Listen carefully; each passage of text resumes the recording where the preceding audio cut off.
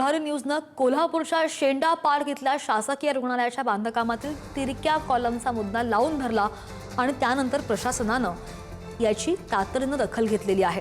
तिरका झालेला कॉलम सरळ करण्यात आलेला असून वैद्यकीय शिक्षण मंत्री हसन मुश्रीफ आज या ठिकाणी प्रत्यक्ष पाहणी करणार आहेत। बांधकामाच्या दर्जासंदर्भात कोणतीही तडजोड होणार नसल्याचं प्रशासनानं स्पष्ट केलंय।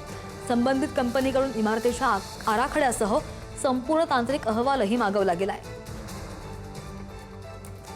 आणि या संदर्भात आपण ताजी माहिती घेऊयात। आमचे प्रतिनिधी शेखर पाटील आपल्या सोबत आहेत। शेखर, काल सुद्धा आपण यावर बोललो होतो, काय म्हणणं आहे बांधकाम विभागाचं, बिल्डरचं, आणि त्यानंतर आज हसन मुश्रीफ पाहणी सुद्धा करायला येत आहेत।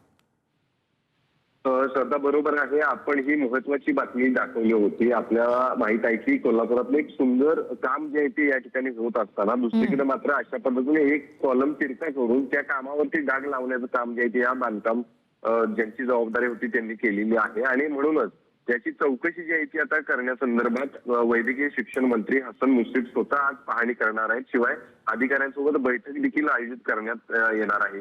पुढारी न्यूजनं या वृत्त जे आहे ते दाखवलं होतं आणि हा खांब जो आहे तो कॉलम जो आहे तो सरळ त्या ठिकाणी करण्यासंदर्भात आणि या पुढे कुठली कारवाई करणार असा सवाल विचारला होता। त्यानंतर तात्काळच या संबंधित प्रशासनानं हा खांब कॉलम जो आहे तो सरळ जो आहे तो करण्यात आलेला आहे। मात्र त्या सगळ्या प्रकरणाची गंभीर दखल घेत हसन मुश्रीफ आज या ठिकाणी भेट देणार आहेत। 12 वाजता ते या ठिकाणी येतील अशी माहिती मिळते आणि त्यांच्याकडून बैठक देखील घेतली जाणार आणि कामासंदर्भातला या इमारतीच्या आराखड्यासह संपूर्ण तांत्रिक अहवाल देखील त्यांनी आता मागवलेला आहे। अगदी शेखर, कालपासून तुम्ही तिथे आहात आणि सगळे ताजे अपडेट्स आपल्यापर्यंत पोहोचवत आहात, त्यामुळे पुढारी न्यूजच्या बातमीचा इम्पॅक्ट म्हणावा लागेल।